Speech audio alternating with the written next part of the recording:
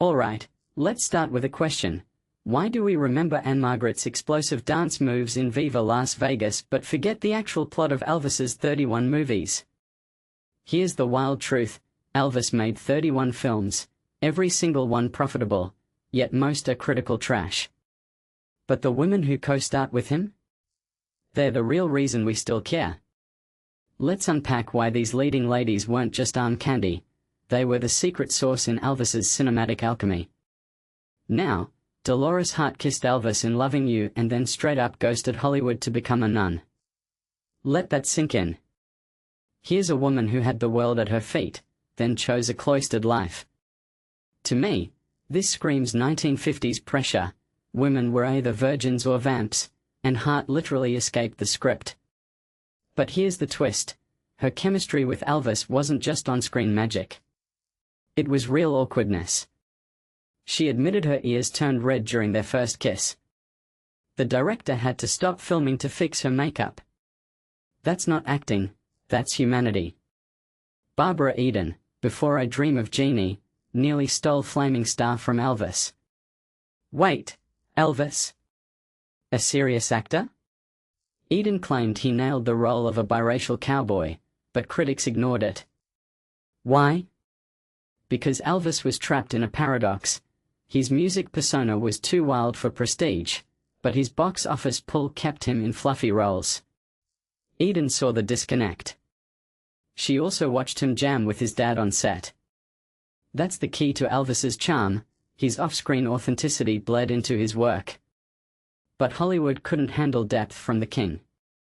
They'd rather make him sing in every scene. Then there's Ursula Andress, the original Bond girl, who snubbed the Playboy Mansion to party with Elvis. Rumor mill said they hooked up, but Elvis's friend nixed it. She was married, and he didn't fool around with married women. Wait, really? The guy who married Priscilla at 24? This is where the myth cracks. Elvis's type was dark-haired and petite, but Andress was a towering blonde. So was he playing by his own rules or Hollywood's?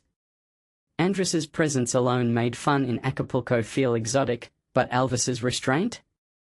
That's the real plot twist. Ann-Margret, though? She's the ultimate what-if. In Viva Las Vegas, they didn't just sing together, they burned. 3 duets, 2 solo numbers, and a real-life fling that made sparks. Here's the thing: Elvis's films usually flattened co-stars into wallpaper, but Ann-Margret matched him note for note.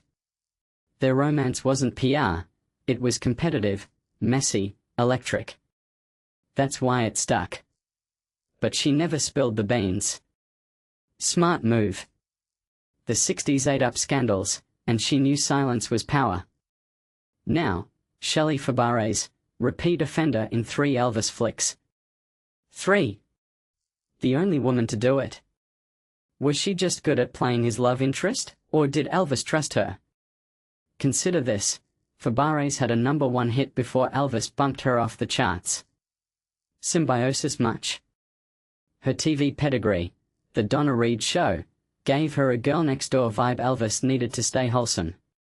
But by 1967's Clambake, audiences were bored.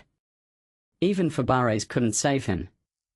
Donna Douglas, aka Ellie Mae Clampett, meditated with Elvis on the Frankie and Johnny set. Spiritual connection? Sure.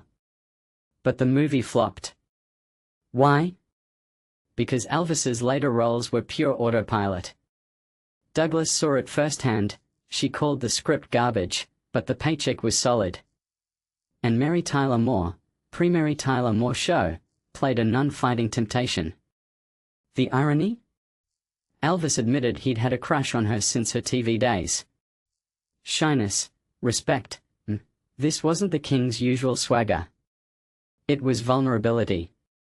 But the studio? They just wanted him to sing another love ballad.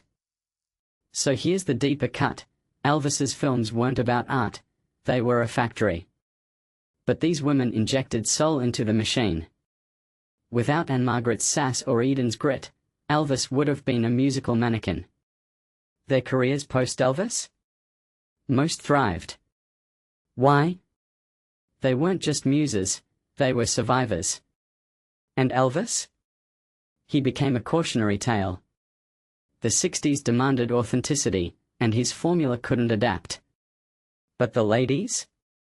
They aged like fine wine. Final thought, what if the real story isn't Elvis's downfall, but how these women outshone a king? Drop your take below. Was Elvis's film legacy a missed opportunity, or just a stepping stone for the stars who truly mattered?